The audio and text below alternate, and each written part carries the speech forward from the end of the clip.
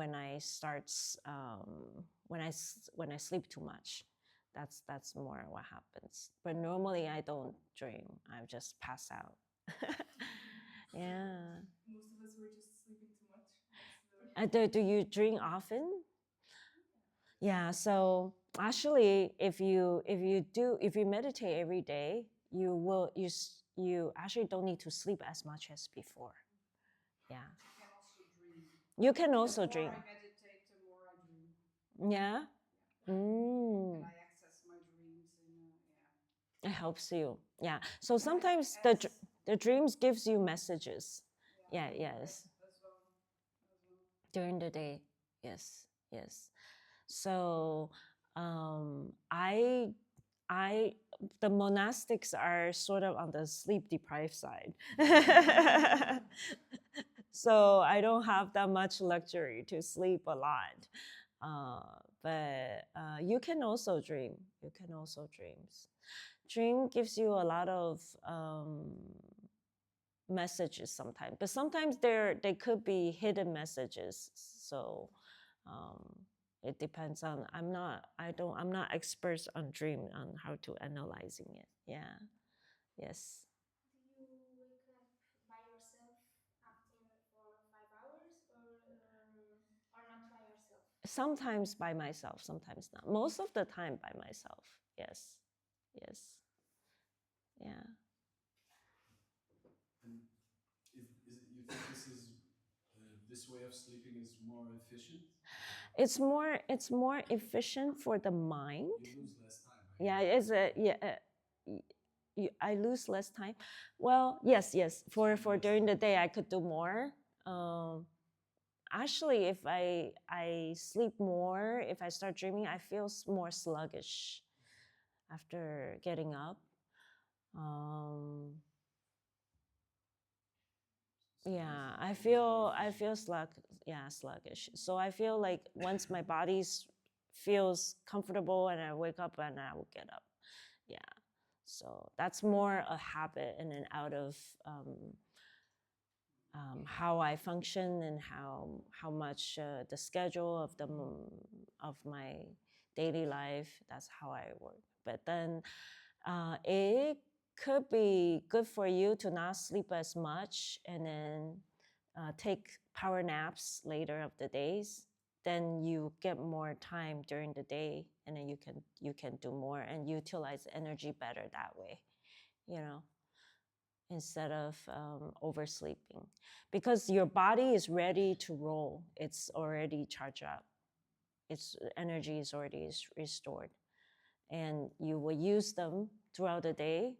And then when you're tired, you can sleep again to restore, or you meditate just to restore again.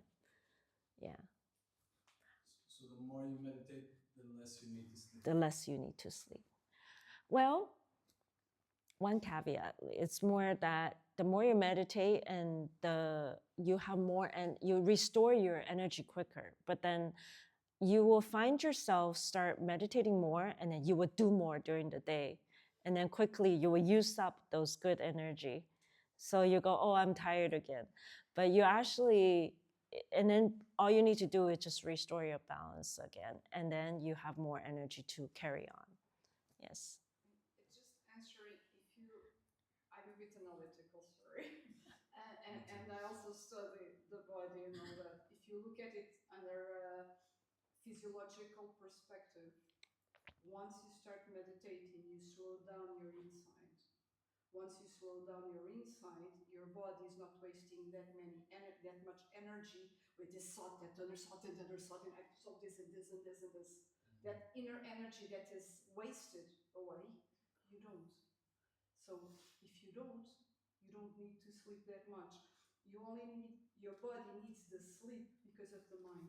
If you can quieten your mind, each thought you have generates a physiological response in terms of your blood and your neurotransmitters and all that, your doctor, all that. And that can either help you to restore your energy in your balance or destroy it. Once you start using the meditation to restore your balance, because you can change your thought pattern alongside, then you don't need that much time of sleep, because it's during, let's put it that way, if you can quieten your thoughts, you don't need sleep. But because you can't, the only time you shut down your mind is when you go to sleep. So you better go to bed earlier to quiet and then go into the rest and relax mode. Once you start practicing it a little bit more, you restore during daytime and all that, and you reduce time of sleep. Yes. If we're ready to change topic. Yes. Sure. Yeah, so We can talk. I am not trained in Qian. I've been here last year for a few moments, and maybe tomorrow I'm able to stay longer and the day after. But I do other type of meditation where it is also asked at some stages to sit for longer. But there is very little talking. So I'm taking advantage of the opportunity to actually talk. Mm-hmm. And so what I noticed with me personally is that when I get over the pain, sometimes I get into this state where it's as if I'm bodiless. Mm-hmm. And I can feel my energy. And what I felt, so what I started feeling was this, I also had a snippet at how I can, how my energy is not always the same, because then for a while my energy was always kind of the same. Mm-hmm. And then I started to, for instance, when there's an interruption from a thought, I could see that thought kind of changed my energy. And so I wonder if that's something that happens, how, like, what's Yeah, like, it's a good state, basically. And when you start meditating and you get into different kind of, we call the meditation states. So one of it is such states that it's you don't feel your body anymore. It's a good state. It's actually don't need to worry about it, and it comes and goes, and then you will get over this phase. Yes. But then this is not so much just not feeling my body. It's like I'm curious if there is, like, I have, I'm used to my physical body, so I can probably describe, if someone touches me, I can describe the touch, right? There's lightness, there's cold, so I can describe the touch, and I wonder if there's like if this can evolve to a state where I can describe, maybe that's hard with the languages that we use, but if there are different types of energy sensations, like I have different types of, physical, for instance, pain can be sharp, can be deep, we have all these ways of describing physical sensations. Is there like different categories of like feeling energy, or Yeah, well, I don't see why you will want to describe different energies. I'm not sure I want to describe them, also because maybe that's a little bit impossible, but I wonder if there's like other As there, what is there next? what is there next? Okay. So it doesn't you will evolve into a different kind of state, and a lot of them are indescribable with words, and it will be very individualized actually. So it's like this kind of state happens to you doesn't mean they will happen to the next person. So therefore we often don't really talk about states in a very detailed ways, because it's very individualized. And actually the more, like Master used to describe that when you enter third dhyana, then you will stop breathing. And then he said he stopped talking about it because some of his students are saying, "Oh, I just stopped breathing," and then Master goes, "No, you didn't." So the more actually you understand, you start thinking about it. and then you think you're going to. So that's why Master always says, don't think about it normally, and then when you enter to a certain state that if you feel unsure and uncertain, you can share, and then to get a confirmation that if you're on the right track, and then which I know that what you went through was a good state, and then it happens, and then it's one of the phases you just have to go through. That's about it. And what it will evolve into next is it's wide open actually. So there's no, just keep practicing basically, and then you're on the right track. And then there a potential could be bad states, like actually not a good states. And then it often happens when we think too much. So that's why we are here to guide you, to avoid you to go into those states, which in the Buddhism is called demonic states. Actually, it sounds very scary, but we don't. For how we're practicing here, you're all safe, so don't have to worry about that. Okay. Not safe from pain, though. Pain is for everyone. Yes.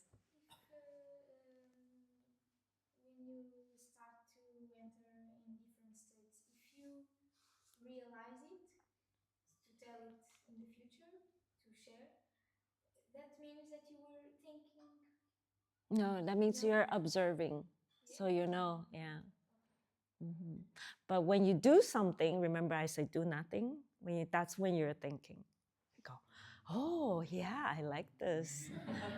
Oh, now I don't feel my hands. That's when you're doing something. You see, yeah. Okay. Can I say something? Yes. When I start, I didn't start so long, and I start to listen a sound, but I think it's physic sound, and it happens once, and then I notice that it's not that it's my mind that it's creating this. I don't know if something physic, but at the time I realized it stopped. And never more. But then I like it because it's so. I'm happy that something happened and it's finished. Right. So. But, yes, I'm always trying to don't fix on states, but at the same time, I think we have curiosity. We have curiosity, and it's like creative when something happened. I think it's difficult to don't react to it. Yeah. Because it's something not usual. Right. It is difficult. Yeah. But part of the guidance is to say, train not to react to it. And you know why we don't want you to? Does anyone know? I know it's difficult, especially good states. It's like I like it, or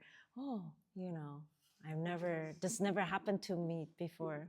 Psychedelics. Remember? Yeah. Do you know why it's not good? Yes. I think that we create an attachment and then we crave for it. Exactly. So attachment, meaning that you like it, right? And then so next time when you meditate, you go, I want to go there again. So you start looking for that same feeling.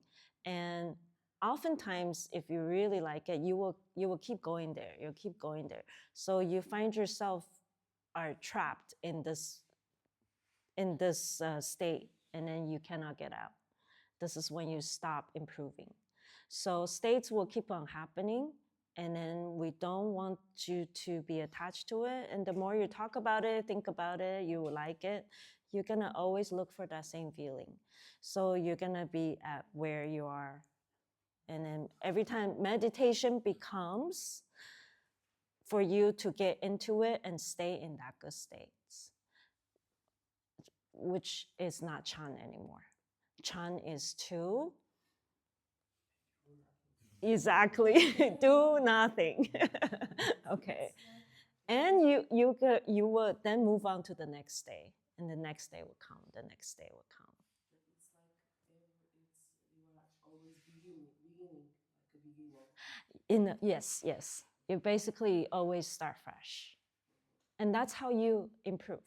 If you always go to the same place, you always get up, drink the same coffee, and then talk to your kids. Things will change, and that's how you improve, how you grow with your meditation. Or else you're always doing the same thing. You're not meditating anymore. You're just feeling good. Yeah. Okay. And stay comfortable. That's how your mind is fixated to go there now. Every time you meditate, you're going there. Okay. That's why you need pain. Okay. Yes.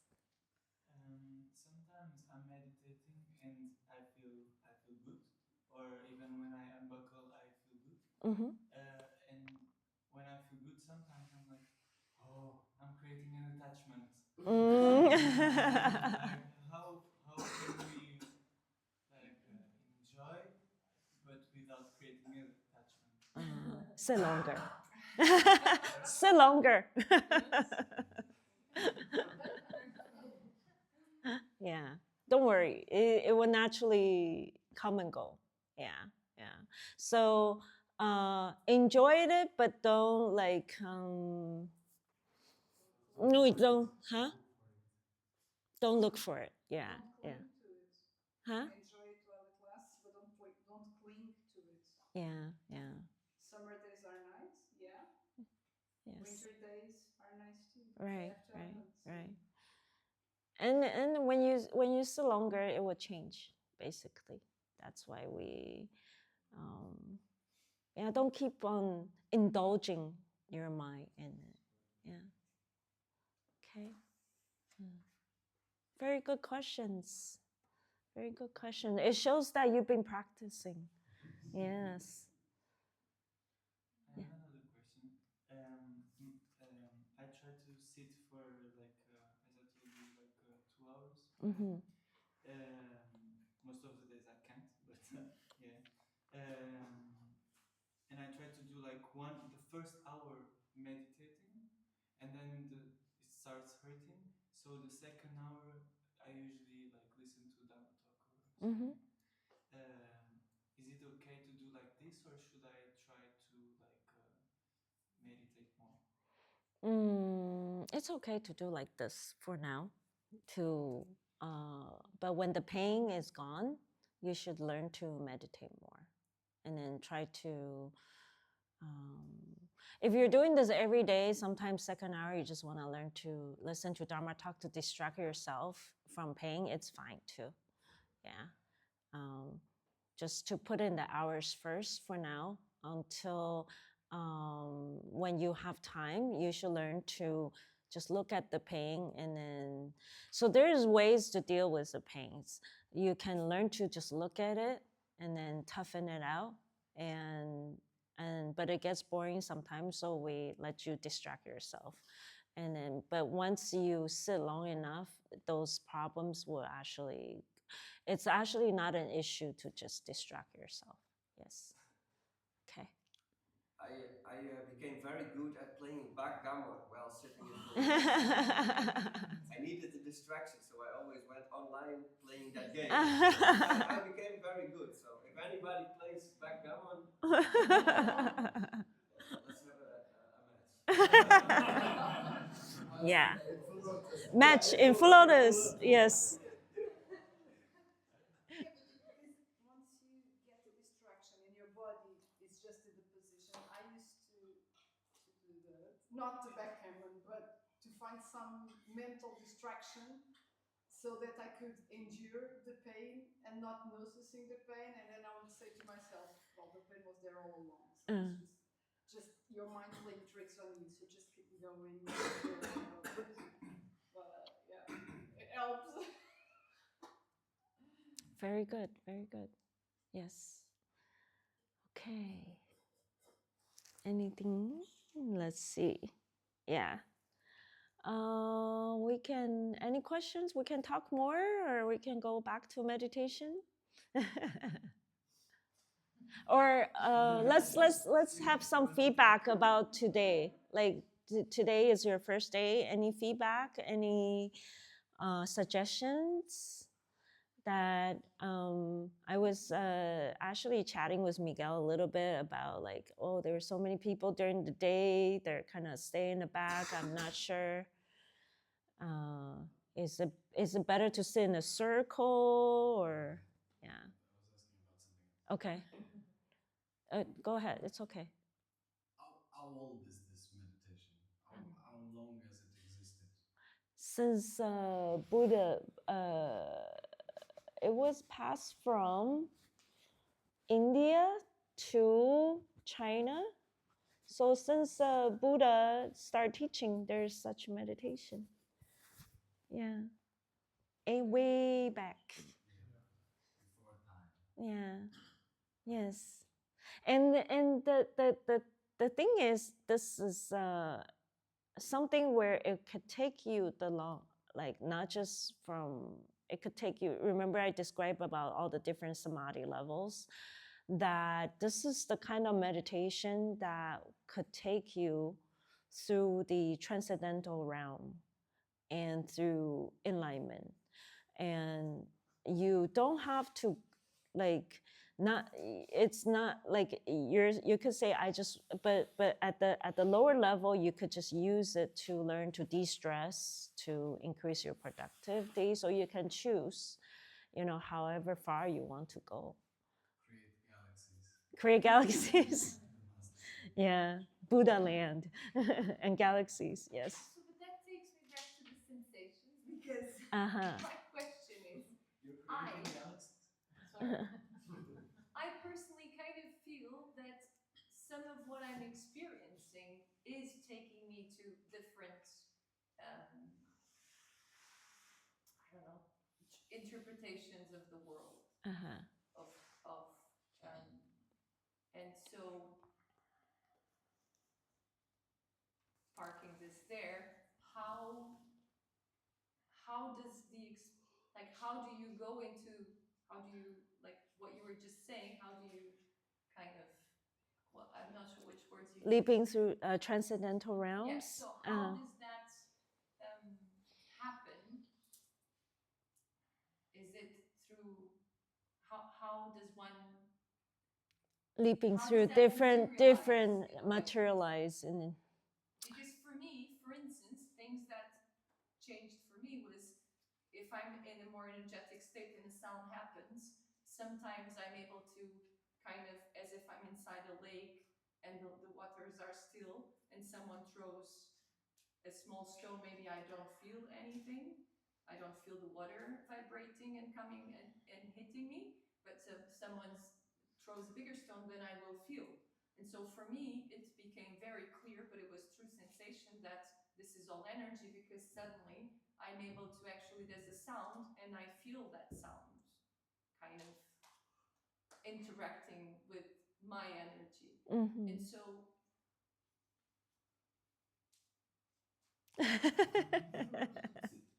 how does that, so I understand I understand why we don't want to pay attention to sensation, in the sense of like not to be attached to really amazing sensations that sometimes come up.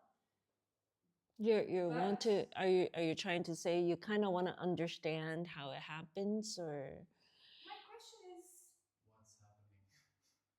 well, I'm making interpretations, right? Like this interpretation that I made of like, oh, I'm feeling the sound waves. uh-huh. Like that's like, and that happens through sensation. So I understand the not attaching to sensation, neither to bad ones nor to good ones, and I see how useful it is. But then, aren't the sensations also informing us about What's happening? Like, is there a knowledge? message? I don't know.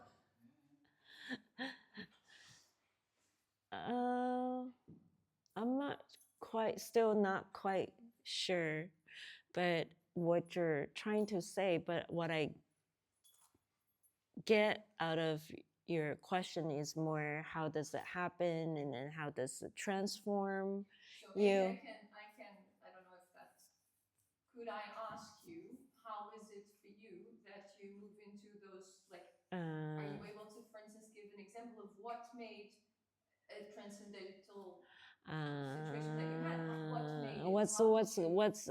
Oh, okay, I see. It's actually hard to describe, and actually a lot of us don't quite understand it. However, it will take you into different states because it general, and I can speak only from principle, where it's actually your mind. There is your mind start there. You've heard of Heart Sutra, right? So there's 色受想行识. I'm speaking Chinese. So there's form, feelings, the skandhas, right? So in Buddhism, there's the so-called the different skandhas. So there's form, feelings, thinking, activity, and then consciousness, right. So as you meditate, okay, if you could get into the transcendental states, or get to the different levels higher up, those you will start feeling like right now we're at the form, okay? When you're in the first 3 dhyanas, you're at the form level. So meaning that you see things, you touch, you have feelings, and then you have form, feelings, and all that. But when you get to the higher levels, actually it goes into your consciousness and the activity levels, where that you will start being aware of things from the unconscious level, subconscious level. And that's why it became hard to formulate languages to describe, words to describe how it feels. So basically, that's how you're becoming aware of things that you're normally not aware of. And that's how we become more sensitive. And then that's how you realize, like how you describe energy and sound. And then that's where you realize this is what really happening at the level that we don't normally see. And then people don't normally hear and see and can grasp. So does that kind of help explain? So there's actually at a consciousness level and an activity level. Activity are defined in Buddhism as the undercurrent things that's happening, meaning that we're breathing without thinking. We're doing certain things, like we don't have to tell you to breathe, you naturally will breathe. Those are the activities that's happening undercurrent. Your body, your organs is moving itself that you're not seeing, but you're alive. Okay, there's chi moving that you're not seeing. There's no color, right? There's no form, but it's happening. And then there's, like you said, when you talk about energy, it's around here. There's a lot of things going on that you're not seeing. So that's where you start becoming aware at those levels. Does that help? But it's not,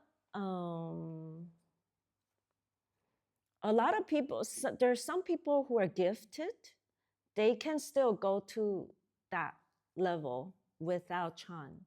Okay, it's not something where you have to use Chan to get there. There's like gifted individuals who are able to just access it too as well. So it's very complicated. It's more that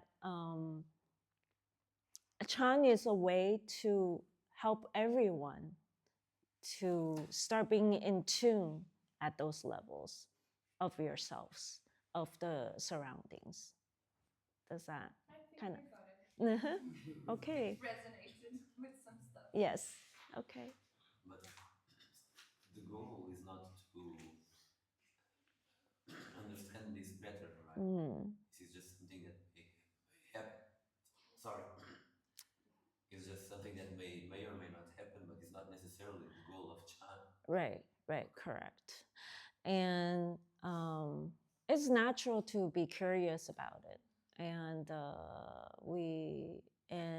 but for the purpose of practicing Chan is more just to help you. Once you get to those levels, you will become more aware of your mind activities. So you can catch yourself a lot earlier. So you can catch your thoughts a lot earlier. And that's how you can start dealing with a lot of your anxiety and all that. You can start, you will watch yourself a lot better. You can see your thoughts arise a lot sooner. That's how you could gain control about your mind. Right now, you're not in control of your mind. We're not in control of our minds. Yes. And we can only react because we see it too late. Like as you practice more, you will see how you start like getting angry faster. And then you can do things about it much faster. You can see your negative thoughts arise faster. And that's how you can catch it much earlier and then help you gain control about your life and your mind. Okay, we're stressed out because of our mind. Yeah, we have no control of how we encounter the world, and then it's all this overstimulating problems surrounding us that we're just constantly reacting to it with no control.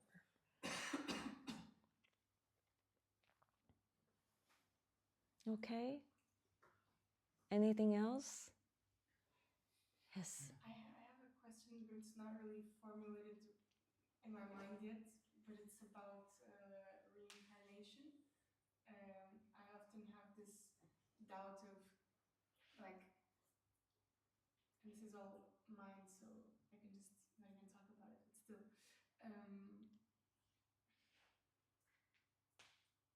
still, we are all having these reincarnations and all these lives, and what is like the origin of this? Like, is there number of souls, or is there like, how are we all?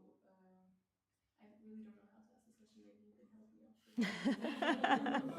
Sorry, estás a perguntar se temos muitas vidas e muitas almas, ou só temos uma alma e com muitas vidas. É isso que queres perguntar? Kind of, yeah. Like if we're all reincarnating from lives that we had before, like where does this start? Is there a specific number of souls or a specific number of what? How does reincarnation work? When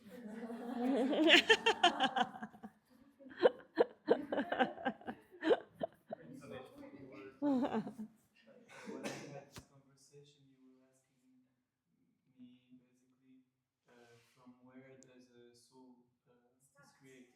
Yeah. Where does it start? Francis. Where does the soul create it? Isn't that one of those questions that are not supposed to be asked? Not supposed to be asked? Or doesn't have an answer?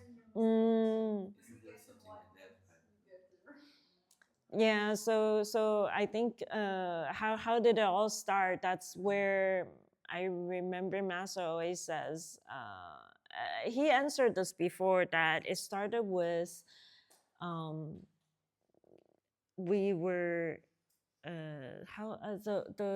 he read it about in Shurangama's sutra that the world was dark, or like there. It started with somebody thinks that we just need to add a little bit more light, right? And then everything starts created.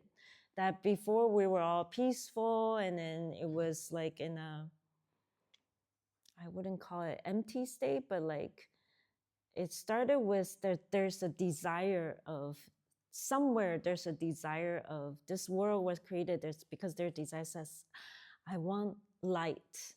And then so it started with light, and then a little bit more desire of adding the little thing there, a little thing there, a little thing there. So the mind starts creating the world.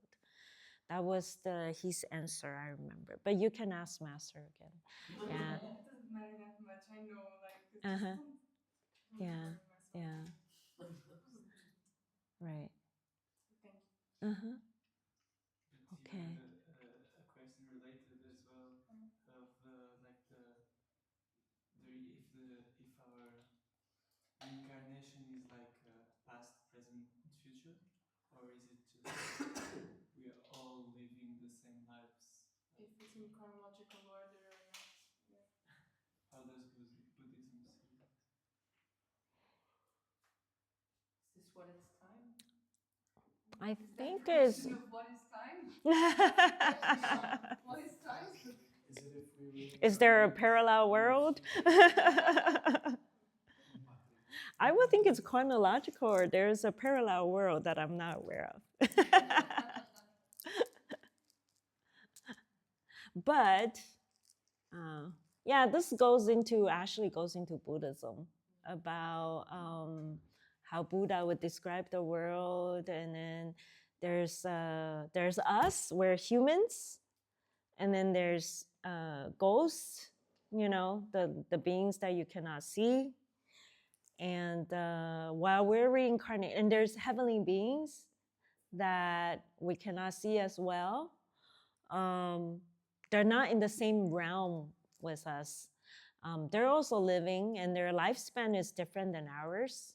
So it's chronological for you per se right now, but maybe for the other beings, they've already reincarnated a lot more cycles than you already, that are in the same space as you. Does that help? Yeah.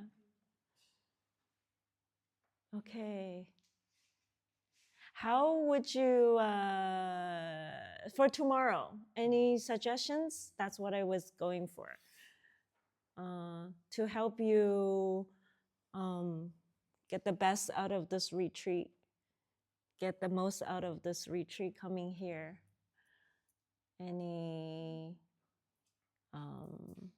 Anything you would like to give us a feedback on, or did you like the mantra recitation? Yeah. Okay. And then how about bowing? Okay, bowing was good as well. Yes. I think for the mantra session, we could try it in a circle. In a See circle? if it's different. Sure, we can try that. Yeah. Yeah. Yeah. Actually, yeah, we can try to sit more in a circle maybe. Yeah, when we recite. Yeah. Okay. Okay. It will depend on how many people. Right. It depends on how many people. Yeah. People give hands. Huh? Yeah. Yeah. Do you think that could change or empower energy in the group, or No. or That doesn't have to. You don't have to. reflection? Huh? Or maybe it could interfere with concentration, maybe. Yeah, you don't have to. Hold hands. Yeah, it probably might interfere with concentrations.